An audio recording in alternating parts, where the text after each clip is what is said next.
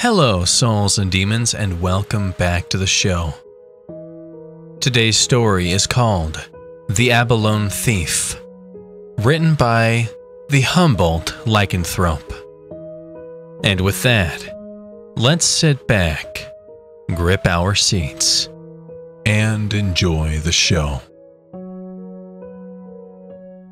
Although there is no internet access or even cell phone service in this tiny cabin where I sit typing, perched on a cliff high above the Pacific Ocean, still, I write this blog in the hopes that it might find some new civilization long after mankind is gone.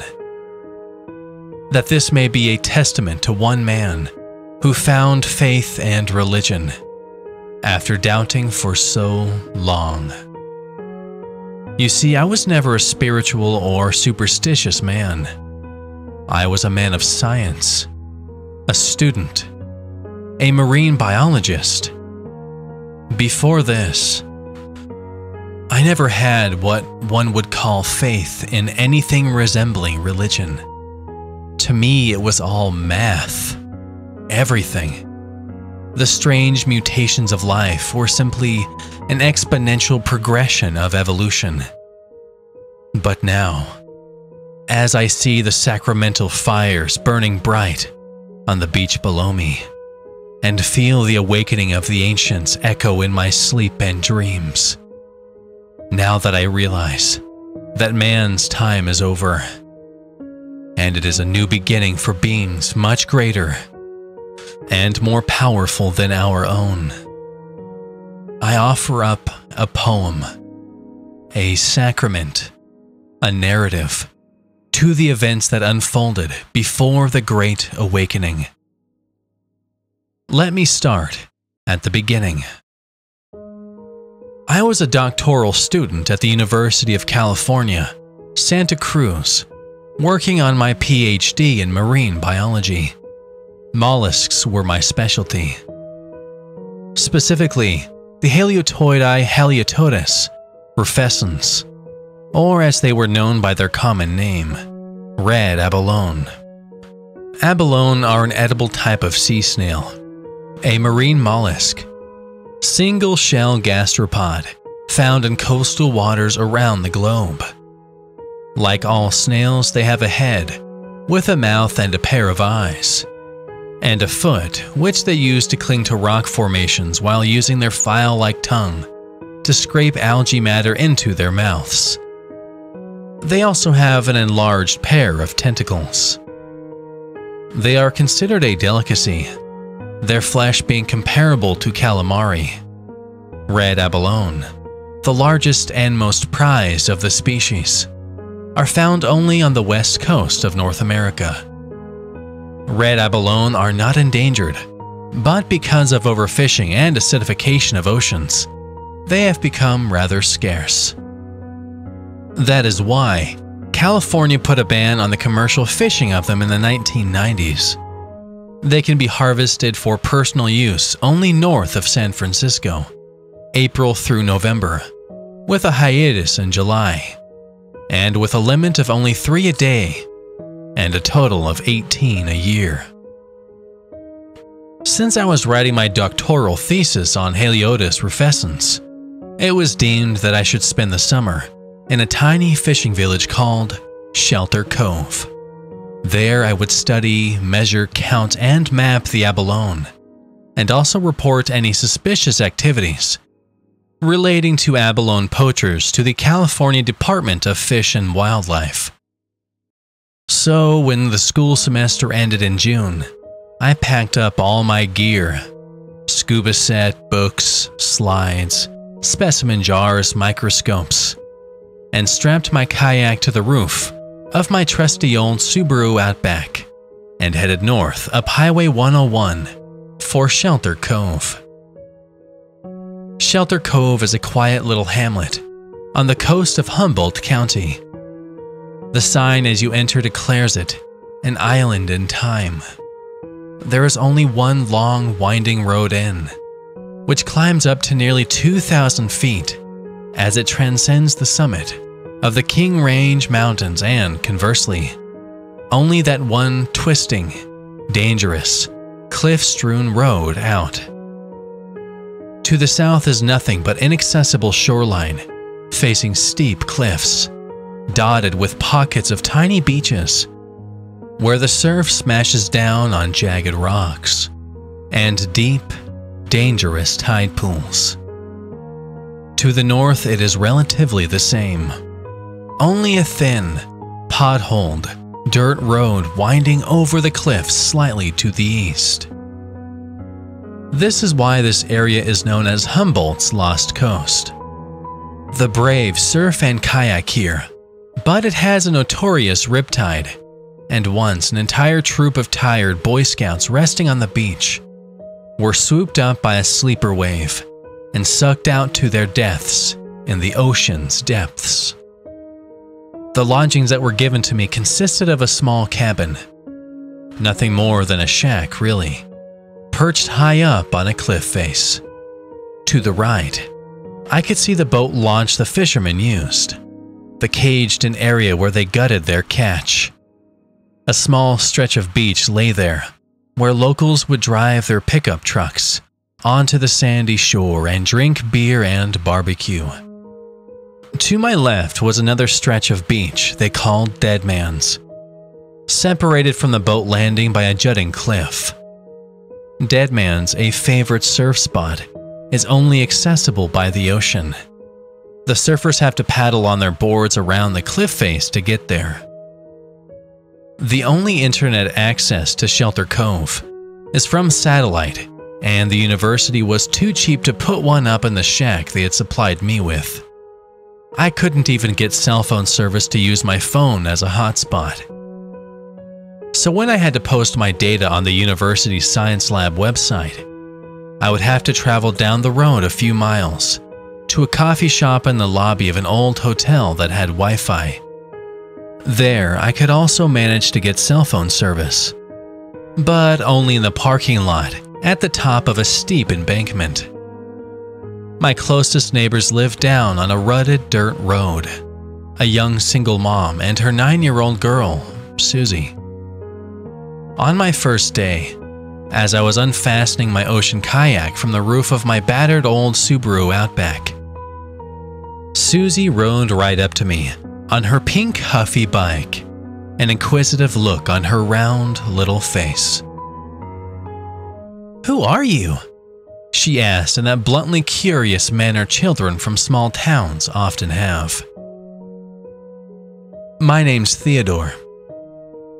She nodded, as if she approved of my name, her eyes wandering along all of my equipment. "What's all this stuff?" "This is my scuba gear. These are specimen jars. Here in these boxes are microscopes. With a microscope, you can see real small stuff." "I know what a microscope is. The 6th graders use them at my school." "Why do you have all this stuff?" "Well, I'm a scientist and I'm here to study abalone." "Abalone? Oh, gross! My Uncle Bob tries to make me eat that stuff every 4th of July.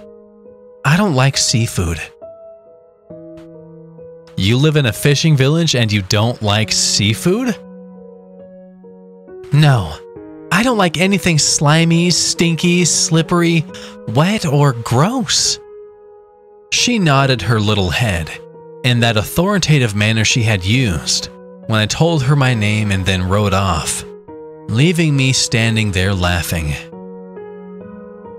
After that day, whenever Susie rode past on her bike and saw me, she would stop and talk. Though she claimed to hate slimy stuff. "Oh," she'd squeal, "get it away," when I held up a baby squid for her inspection. She soon fell prey to the wonders of nature, marveling over a sea urchin or laughing uproariously at the awkward antics of a huge Dungeness crab I had brought back from the ocean for her amusement. Her big brown eyes would gleam, and her pigtails would bob up and down as she stroked a starfish. I showed her the tiny holes in the mantle of the abalone's thick domed shell, the respiratory apertures, and explained to her how the sea snail vented water through them with its gills. She stared into the microscope at macroalgae, and I explained how the abalone fed on them with the small median teeth of the radula. As her enthusiasm began to grow, I sensed a future marine biologist in the making and grew to truly love her visits. I quickly settled into a routine of waking early and taking my kayak out to dive.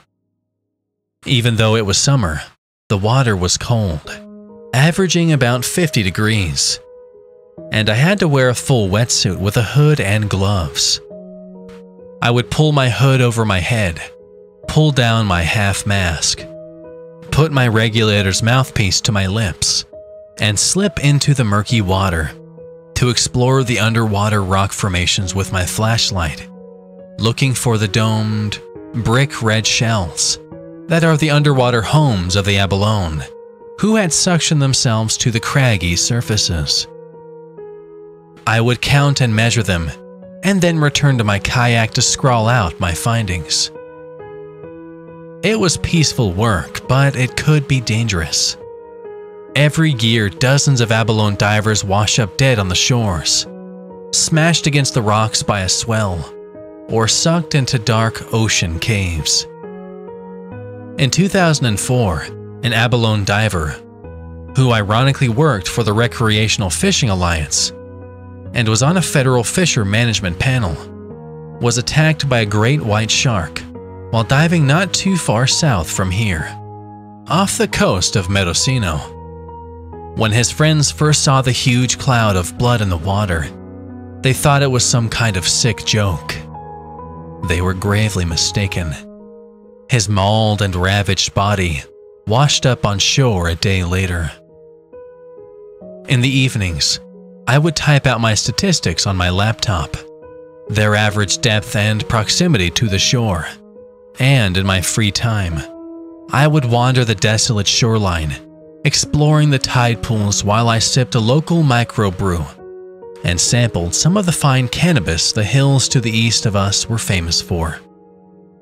I'd gaze up at the sky, streaked in pink and purple, as the sun sunk down into the ocean, watching pelicans beat their wings in unison as the high-pitched wails of young harbor seals echoed off the towering bluffs. I was happy as I've ever been. By my third week, I had charted the entire shoreline for over a half a mile. At the end of my first month, I had made enough inroads with the notoriously secretive locals to be invited to a party. It was a wild event, held on a sprawling manor that sat on a grassy hillside with the ocean spread out below it. It was the last day of June, and there would be a month-long hiatus for abalone harvesting all of July, so the abalone divers were throwing a feast. There was abalone wontons, abalone salsa, 2 kinds of abalone ceviche, abalone sausage, but the most scrumptious was the abalone wrapped in dates, goat cheese and bacon, and it was deep fried. All of this as well as the standard fare of salmon, halibut, cod, and oysters. Bottles of wine from nearby vineyards littered the tables, and ruddy-faced fishermen gathered around kegs of local microbrew. The sheriff was there in full uniform, and when someone passed him a joint, he puffed it and passed it on, just like everyone else. A week into July, I noticed a massive amount of abalone missing off the Point of Dead Man's. Abalone concentrate where current flow causes drift seaweed to accumulate. The Point of Dead Man's was one of those places. Because abalone expend a large amount of energy when moving, they tend to stay in one location. Last week, the Point of Dead Man's had been littered with abalone. Now, there wasn't a single one left. I shone my flashlight along the submerged rocks. Nothing. I reached my hand into a narrow crevice, felt around the deep fissure for the telltale feel of those thick shells, cautious and aware that a swell could suck me into the narrow space, crush my bones, wedge me in and trap me. Even if there wasn't a moratorium on abalone fishing going on, an absence of this size was unprecedented. This had to have been some kind of large-scale poaching. In San Francisco, Chinatown, dried abalone sells as an aphrodisiac for $2,000 a pound. A haul this big could easily net over $500,000. First, I alerted the Fish and Game Department. Next, figuring that the poachers, after having exhausted the supply on the point, would now move down into Dead Man's Cove itself, and that they would most likely come in the early twilight hours, I decided to stake out Dead Man's Beach to see if I could catch the poachers if they returned. The only way accessible to Dead Man's Cove is over the ocean. So I hauled my kayak out to the boat launch, slipped it into the water, waves lapping at the concrete pier, jumped in, and paddled out. There was a full moon, but the fog was rolling in thick across the relatively calm water. I kayaked past the beach, where a few pickup trucks were still parked, surfers relaxing on the shore and having a few beers after a day of riding the waves, and made my way around the towering point of Dead Man's, carefully avoiding the crescent of jagged rocks that rose up out of the black water and fog. Paddling into the small cove, I rode the surf up onto the beach, pulling my kayak across the black, pebbly sand to the cliff face. I found a small cave, nothing more than a craggy wrinkle in the bluff, and tucked my kayak into it, camouflaging it with driftwood, dried seaweed, and a few handfuls of sand. With my kayak hidden, I hiked down the beach, and behind a large, washed-up tree stump, I set up my small one-person tent. I hunkered down for the night, staying awake for a good while, but then drifting off to a light slumber, determined to sleep lightly and awaken as early as I could. In the middle of the night, I awoke to a garbled noise. I had first assumed it was the yapping of sea lions, but as sleep left me, I realized it was human voices. It sounded like they were singing or chanting. I poked my head out of the tent. The entire beach was now draped in a thick shroud of fog. But when I peered out into the distance, I was startled to see a mass of orange flames flicking up into the night sky. It was a huge bonfire, and silhouetted around it appeared to be a circle of people. Was I dreaming? I blinked my eyes and focused on the fire, and yes, around the fire was a ring of people in black, hooded cloaks. They held hands and slowly circled around the flames, chanting, with the fog swirling around them. On the outside of the circle were others, also in dark cloaks, remaining still as statues, holding torches. They couldn't see me, hidden in the fog behind the massive log, and I watched curiously. It was definitely strange, but I just assumed it was a bunch of teenagers getting weird, or maybe even a coven of old hippie Wiccans getting their witch on. Either wouldn't be unheard of in these parts. I watched the strange ritual for over an hour till they were done. Then they responsibly put out their fire, which impressed me, burying its smoldering remains in sand, and wandered up into the ravine where a trail took them up the cliffside. So there was a way to Dead Man's Cove besides the ocean. I would have to scope out that trail when I got the chance. Maybe the abalone thief used it to get to the beach. Since the strange cultists, or whatever they were, had not waded out into the ocean or given any sign of abalone poaching, I paid them no real mind. Live and let live, right? Just a bunch of kooks getting weird. I had often heard that Humboldt County was a weird place, and that southern Humboldt was even weirder. I waited all day on the beach for any sign of poachers, eating trail mix and dried fruit, but I saw nothing. When the sun set and the sky began to grow dark, I packed up my tent and went and retrieved my kayak. I had been on the beach for over 24 hours and had seen no sign of the abalone thief. I pushed my kayak out into the surf, jumped in, and paddled back around the point. That night, even though I was exhausted from my little expedition, I was restless and unable to sleep, tossing and turning in my bed. I went outside onto the cliff edge to smoke a joint and drink a beer to calm my nerves. A slight breeze stirred the leaves of the manzanita and dune tansy that lined the cliff edge, the salty smell of the sea heavy in the air. It was then I noticed that from up here, I could just make out a fire burning on dead man's below me. Tiny silhouettes of circling acolytes around it.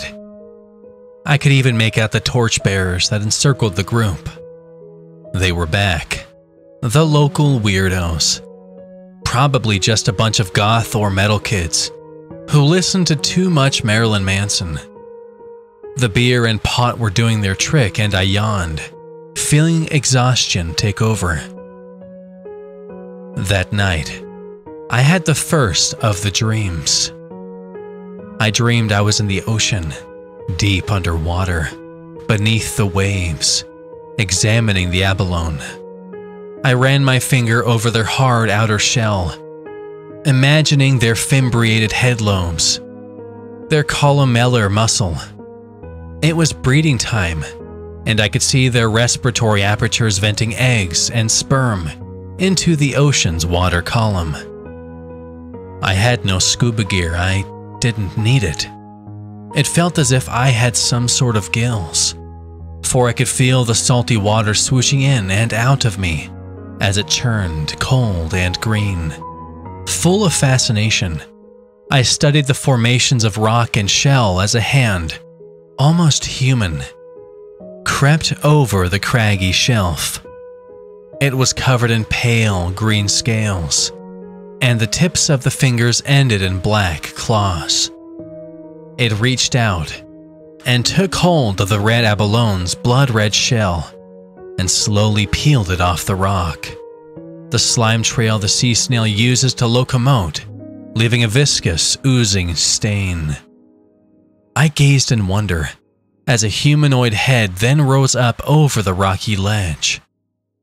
A face with the features of a fish, gills, small holes where the nose should be, massive black empty eyes.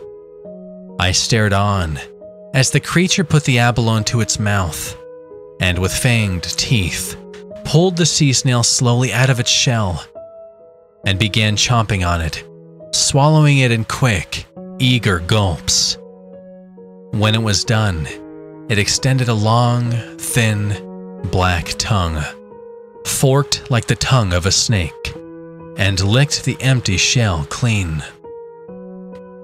So this is the abalone thief, I thought to myself, with the calm and calculating mind of a scientist, without any fear whatsoever. Then I saw, out in the murky distance of the ocean floor, more.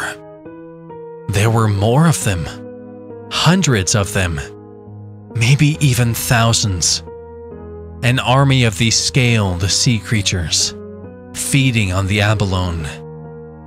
I realized that they were gaining sustenance to strengthen themselves. They were preparing for something. This army of creatures was readying themselves for the coming of a being greater than anything that has ever roamed this earth. They awaited a great awakening, and in a massive epiphany, I realized the importance of their mission, and that I was needed. I must join them, lend my psychic support. And then I realized what the cult on the beach was doing, what their goal was. Then I looked down at my hands and realized that my hands too were webbed and covered in scales. I was one of them. I awoke bathed in sweat, shivering, unable to dislodge the strange dream from my mind. The dream was bizarre, silly. Obviously, it had no bearing on reality. Sea creatures poaching the abalone? Something within me felt different. I felt very unscientific. For the first time in my life, I felt an inexplicable spirituality, a desire to worship a higher being, a higher power. I also felt very, very scared, though I couldn't say why. The next day, I searched for the path that led to Deadman's. I realized that from my cabin I could walk along the cliff edge, between the clumps of coyote bush and dune tansy, down a hill into a gully that eventually formed into a steep, rocky ravine. Following this ravine down into a small valley, I found the trail. Nothing more than a deer or elk path, really. On an impulse, I decided to stake it out that night, to watch and see if that strange group appeared again. Just to check them out, for curiosity's sake, and see what they were up to. If I could identify any of them, maybe I could question them about the abalone thief. See if they had any good intel on boats or strangers coming or going from the beach. That night, sure enough, as I crept down to the ravine, I could see the fire burning on the beach below. I positioned myself off the trail and above the cove, just close enough to see the beach fairly well with my binoculars. I crouched down and put the binoculars to my eyes. I could see that they were holding hands around the fire again, slowly rotating, most likely chanting the strange mumbo-jumbo I had heard that last night. I tried to make out their faces, to see if I could catch anyone I recognized, but their hoods obscured them, and all I could see were dark shadows where their faces should be. I scanned the gathering with my binoculars, and noticed something going on off to the side. Some sort of commotion against the cliff wall. Two hooded figures were holding a struggling figure by its arms. I focused my binoculars, and what I saw made my mouth go dry and my gut clench. It was Susie. They were holding little Susie, and she was naked. Naked and struggling. This couldn't be. Then, as I watched helplessly above, they pulled her forward to the fire.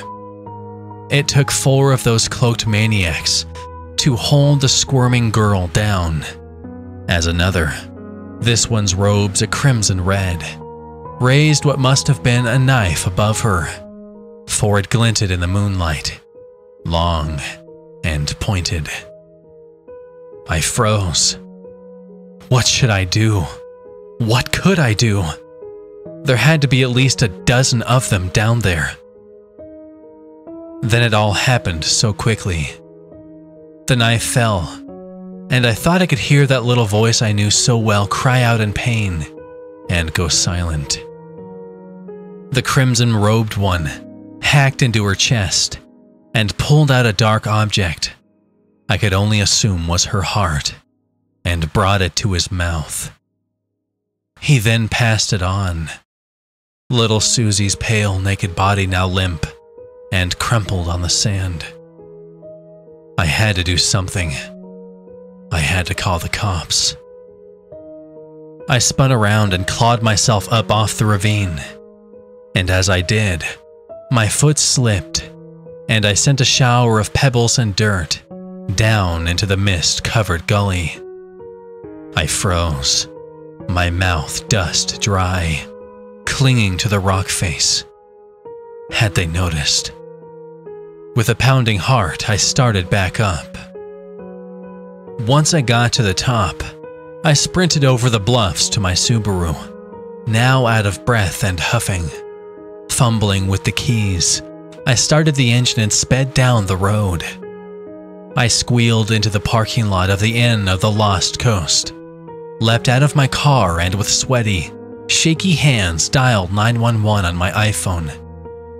When I told the operator what had happened and where I was, she transferred me to the sheriff. "Calm down," he said, "and explain to me again what happened." "I saw them kill her," I said. "Kill her and eat her heart." "Who?" "Susie Anderson." Susie Anderson, that lives on the corner of Toth and Steel Head, with her mother Kathy. Yes, I'm sure that was her. On the beach, at Dead Man's. "You saying she's been murdered?" "Yes, by a cult, in hoods, on the beach?" "Yes, fuck. They ate her goddamn heart. Are you not listening to me?" "Okay, Ted, okay. Just calm down. Now listen. What I want is for you to go on home. I'll check up on this and stop by right after I get it all sorted out." But they killed her." "Now, Ted. But..." This time further. "Now, Ted. But..." "Now. No more buts, Ted. You go on home, and I'll see you there. Got it?" I couldn't believe how nonchalant the sheriff was being. But what could I do? I would just have to do what he said. Go back to my cabin and wait for him. "Well, okay," I said, and I heard the line go silent. I stared down at the black device in my hand, knowing if I left this one small spot of land, it would be rendered useless. I would be cut off from the rest of the world, alone. But what could I do? He was the sheriff. Even if he was an overweight pothead, he was the sheriff. And I had no choice but to listen to him. So I drove back to my cabin and waited. I looked out over the cliff face, but I couldn't see the fire burning anymore. I drank a beer, tried to go over my data, but I was too shaken up. My hands shook so bad, I couldn't even manage to type numbers into the keyboard of my laptop. Suddenly, there was a knock at the door that startled the living shit out of me. Shook me to the bone.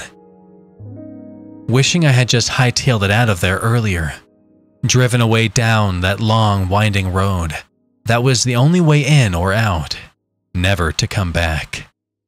I crept up to the door and cautiously pulled the curtain of the window back.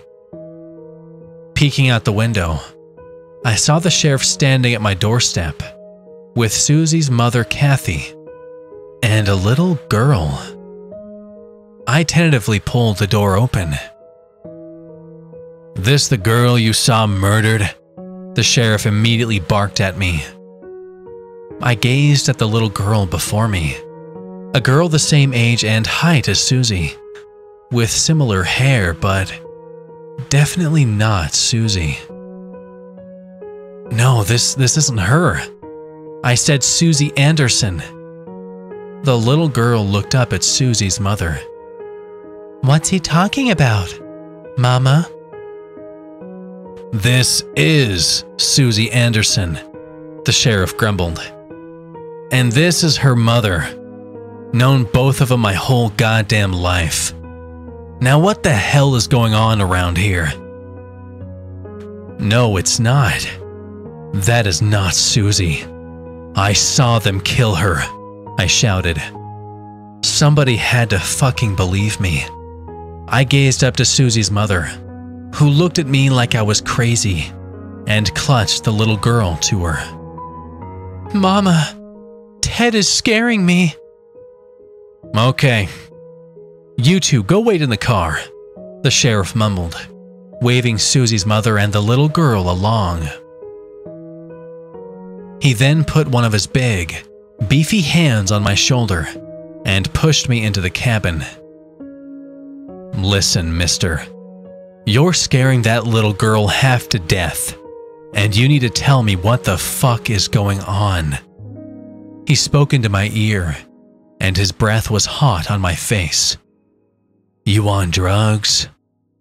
Doing a little meth to stay up all night and do your research?"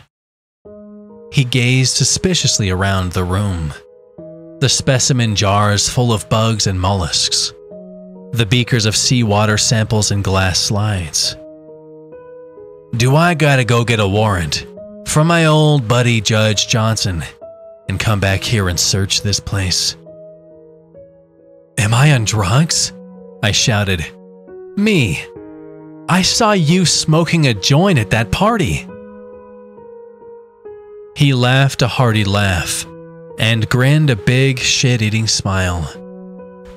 "Hell, son, that's for my glaucoma. I've had medical marijuana for over 15 years. Was one of the first people in the cove to get it. Everyone knows that." I was starting to feel dizzy. The room was beginning to slowly rotate. "You all right, son? You don't look so good." "But the fire on the beach.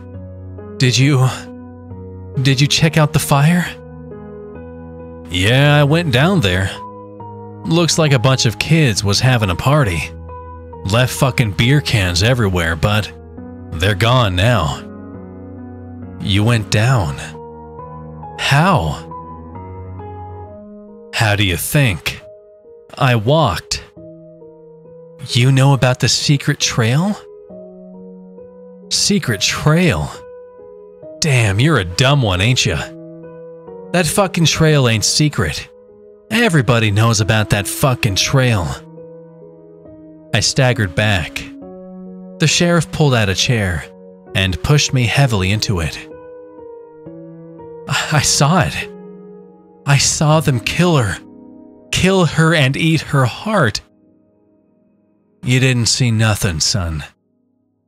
Sometimes the light of the moon reflecting off the water, the sound and the rhythm of the ocean, they can play tricks on your mind. Trust me. I've seen many a good man go a little crazy out here. Shelter Cove is known for having its share of crazies, and they didn't all start out that way." I sunk my face into my hands and shook my head. But I... He put his big mitt of a hand on my back in a tender way, gave me a pat. "Tell you what, son, you get some rest. Sleep on it. I'll come back tomorrow afternoon, and we'll talk again. Even take a little walk down to that beach. I'd like a walk with a scientist guy like you. Maybe you can tell me what some of that weird-looking shit is in the tide pool." How I fell asleep that night, I don't know. It was as if I had been drugged. I drank half a beer, and a great lethargy fell over me, and I stumbled to the bed, with my eyes heavy, and was asleep before my head hit the pillow. That night, the final dream came to me, and I had the great realization. I was in the ocean, with all the other deep ones.